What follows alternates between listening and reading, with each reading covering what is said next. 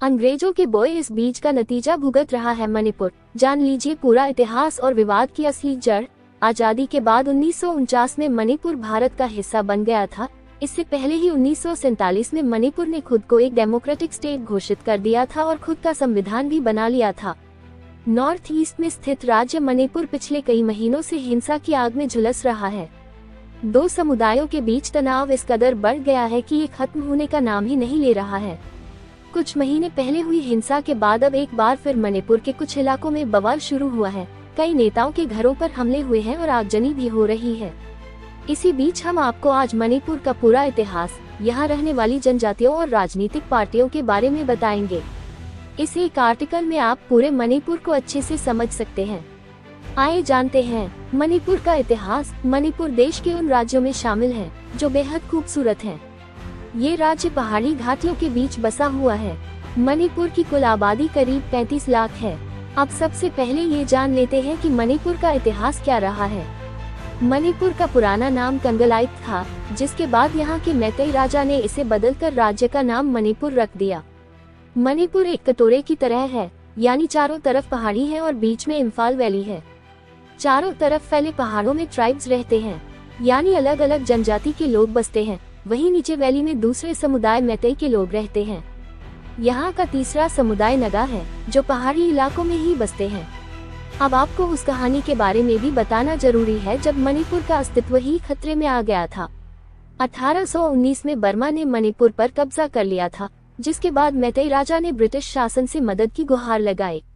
Britishers 1826 में बर्मी kingdom को हरा देते हैं और फिर मणिपुर एक प्रोटेक्टोरेट स्टेट बन जाता है, यानी इसकी कमान ब्रिटिश शासन के पास होती है।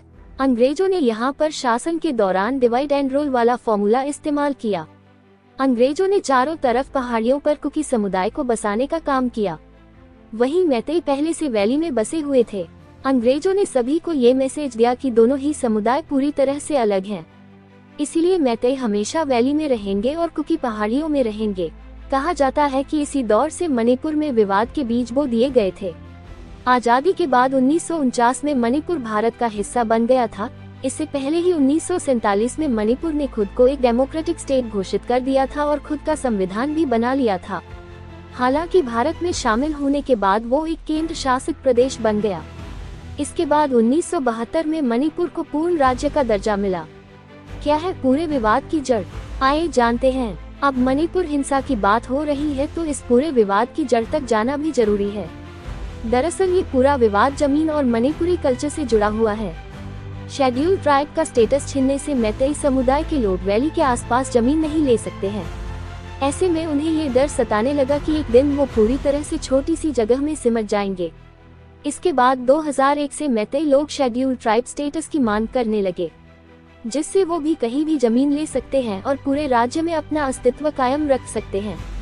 इन लाइन परमिट की भी मांग, मैतेई समुदाय इन लाइन परमिट की भी लगातार मांग करता आया है, जिससे ये पता चल पाए कि कौन मणिपुरी है और कौन बाहर से आकर यहाँ बस रहा है। उनका कहना है कि दूसरे समुदाय के लोग पूरे इलाके पर कब्जा कर रहे हैं और नए गांव बसाए जा रहे हैं। इसके लिए कट ऑफ डेट 1951 होनी चाहिए, यानी 1951 के बाद से मणिपुर में रहने वाले लोगों को मणिपुरी नहीं कहा जाएगा। मैतेई समुदाय का कहना है कि एनआरसी 1951 से ही लागू होनी चाहिए। इसी इन लाइन परमिट को लेकर 2015 में एक बिल लाया जाता है। जैसे ही ये बिल विधानसभा में पेश होता है तो कुकी बहुल इलाके चूरा चांदपुर में हिंसक प्रदर्शन शुरू हो जाते हैं। कुकी लोगों का कहना है कि मैतेई हमेशा हम लोगों को बाहरी समझते हैं। मैतेई उन्हें राज्य से बाहर करना चाहते हैं। इस बात से कुकी समुदाय अपनी स्टेहुड की बात को भी मजबूती देता रहा है।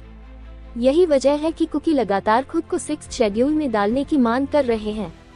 इन जगहों से लगती है मणिपुर की सीमा। मणिपुर की सीमाओं की अगर बात करें तो एक तरफ इसके नागालैंड है, वहीं दूसरी तरफ म्यांमार है। वहीं वेस्ट में मेघालय और असम जैसे राज्य भी हैं। इसके साउथ में मिजोरम से भी कनेक्टिविटी है। म्यांमार से सीमा लगने को भी मणिपुर में हिंसा और हथियारों के चलन की एक वजह माना जाता है। ऐसा है इनका खान पान। अब मणिपुर के लोगों के खान पान की बात करें तो यहाँ के लोग ज्यादा मसालेदार खाना नहीं खाते हैं। अदरक, लहसुन और मिर्च से ही यहाँ तमाम तरह के खाने में स्वाद डाला जाता है। यहाँ लोग एरोम्बा यानी उबली हुई मछलियाँ खाना खूब पसंद करते हैं। वहीं शिंगजू शाक, मोरोकक मेकपा, इरुम्बा, थाबाल और पखाव्स, मछली संबर जैसी डिश खूब मिलती हैं। मणिपुर में राजनीति ज्यादातर इम्फाल वैली में रहने वाले मैतेई समुदाय के ही इर्द गिर्द घूमती है। कुल 60 विधायकों में से करीब 40 मैतेई समुदाय से आते हैं, जबकि बाकी 20 कुकी और नगा समुदाय के हैं।